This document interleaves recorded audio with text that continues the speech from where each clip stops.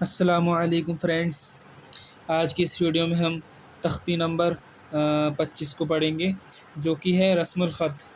تو رسم الخط یعنی لکھنے کا طریقہ۔ قرآن پاک میں بہت جگہ الف واو یا لکھے ہوئے ہیں، مگر پڑھے نہیں جاتے۔ ان پر نشان بنا ہوا ہے، ٹھیک ہے، نیچے کے نقشے میں ہے، وہ الفاظ لکھ دیے گئے ہیں۔ لفظ انا میں نون کے بعد کا الف کہیں پڑھا نہیں جائے گا، انا کی طرح پڑھیں گے، جبکہ اس پر وقف نہ کریں۔ ہر خانہ میں لکھنے کے طریقے کے ساتھ پڑھنے کا طریقہ بھی درج ہے، ٹھیک ہے۔ تو رسم الخط کیا کہتے ہیں؟ قرآن پاک میں جو لکھنے کا جو طریقہ ہے، ٹھیک ہے، تو کہیں کہیں الف لکھا ہوتا ہے، کہیں کہیں پر واو لکھا ہوا ہوتا ہے، یا لکھا ہوا ہوتا ہے، تو اس کو ہم کیا کریں؟ پڑھتے نہیں ہیں، ٹھیک ہے۔ اسی طریقے سے چلیے پڑھتے ہیں اس کو۔ جیسے یہاں پہ کراس لکھا ہوا ہے، تو یہ کیا ہے؟ رسم الخط ہے، تو اس کو پڑھتے ہیں افإم مات۔ اگر یہ کراس نہیں بنا ہو تو کیا پڑھتے ہیں؟ افإم مات، تو اس کو نہیں پڑھیں گے، افإم مات۔ اسی طریقے سے اس کو کیا پڑھیں گے؟ لإلى الله أن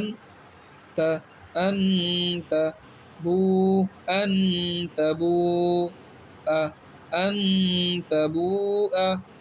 تو اگر یہ کراس نہیں تھا تو ہم اس کو کیسے پڑھتے؟ ان تبوء من نبأ ملائه، اور ویسے پڑھیں گے اس کو الف کو ہٹا کر ملائه۔ اسی طریقے سے ولا اوضعوا، اور رسم الخط کے حساب سے ولا اوضعوا، ٹھیک ہے۔ یہ دونوں طریقے لکھے ہوئے ہیں، ٹھیک ہے، ایسا لکھا ہوا ہوتا ہے، پڑھا ایسا جاتا ہے۔ سمود لتتلو لن ندعو لشيء لكننا لأذبحنه۔ اسی طریقے سے اس کو پڑھیں گے لیربو فی۔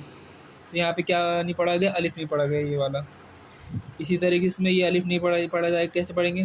لإلی الجحیم، لإلی الجحیم لیبلو تبلو بئس الاسم۔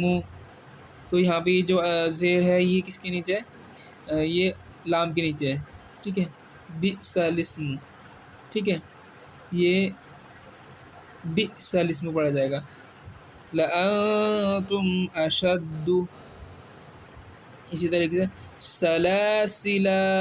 سلاسلہ تھا، تو یہ الف نہ ہونے کی وجہ سے کیا پڑھیں گے؟ سلاسل قواریر ملئہم۔ اسی طریقے قرآن پاک میں ہے سورہ کافرون میں ولا انا عابد ما عبدتم، تو اس انا نہیں پڑھیں گے، اس کو جو ہے اس الف کو نہیں پڑھیں گے، کیونکہ یہ رسم الخط میں یہ پڑھا نہیں جاتا ہے، کہیں پر بھی ہوگا یہ پڑھا نہیں جائے گا۔ ولا انا عابد ما عبدتم موسیٰ عیسیٰ زکاة صلاة حیات مشکات، ٹھیک ہے۔ اس میں یہ چیز اور رہ گئی تھی، تو اس میں کیا علامت وقف، یہ ہم نے بتایا بھی تھا اس سے پہلے، ایک بار اور بتا دیتے ہیں۔ تو یہ کیا ہوتی ہے؟ وقف تام کی علامت ہوتی ہے۔ یہاں پر کیا ہوتا ہے؟ ہمیشہ ٹھہرنا چاہیے۔ اسی طریقے سے وقف مطلق کی علامت کیا ہے؟ یہاں پر بھی ٹھہرنا چاہیے۔ وقف جائز کی علامت ہے، مطلب یہاں پر ٹھہر بھی سکتے ہیں، نہیں بھی ٹھہر سکتے ہیں۔ اسی طریقے سے زا میں کیا ہے؟ یہاں پر نہ ٹھہرنا بہتر ہے، ٹھیک ہے۔ ویسے اجازت ہے، یہاں ملا کر پڑھنا چاہیے، لیکن اگر کوئی تھک کر ٹھہر جائے تو رخصت ہے۔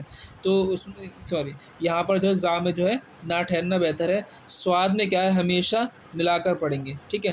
میں نے وہ کیا بتایا، جیم میں دونوں جائز ہیں، پڑھ بھی سکتے ہیں، نہیں بھی پڑھ سکتے۔ زا میں ملا کر پڑھیں گے، ملا کر پڑھنا کیا ہے؟ جائز ہے۔ سواد میں جو ہے، سواد میں یہ کریں گے ہم کہ اگر اس میں کوئی تھکا ٹھہر جائے جیسے سانس ٹوٹ جائے تب وہاں پر کوئی حرج نہیں ہے، لیکن یہاں ہمیشہ ملا کر پڑھیں گے۔ صلے میں کیا ہے، یہاں پر ملا کر پڑھنا چاہیے، کبھی بھی یہاں پر رکنا نہیں ہے، ٹھیک ہے، ہمیشہ ملائیں گے یہاں پر۔ صل میں بھی کیا ہے، یہاں ٹھہرنا کیا ہے، بہتر ہے، صل میں ٹھہریں گے۔ اسی طریقے سے قاف، قاف میں نہیں ٹھہرنا چاہیے۔ قف، قف میں کیا ہے، یہاں ٹھہرنا چاہیے، ٹھیک ہے، یہاں پہ ٹھہریں گے۔ اس طریقے سے یہ 5 سونا آتا ہے۔ آیت کوفی ہے، مثل کے حکم کے ہے، مطلب یہ جو آیت ہے وقف تام، اس کی ہی طرح اس پہ ٹھہرنا چاہیے، ٹھیک ہے۔ اگر اس پہ لام آ جائے یا اس پہ آیت پر لام آ جائے تو کوئی حرج نہیں ہے، ٹھیک ہے، تب بھی ٹھہریں گے۔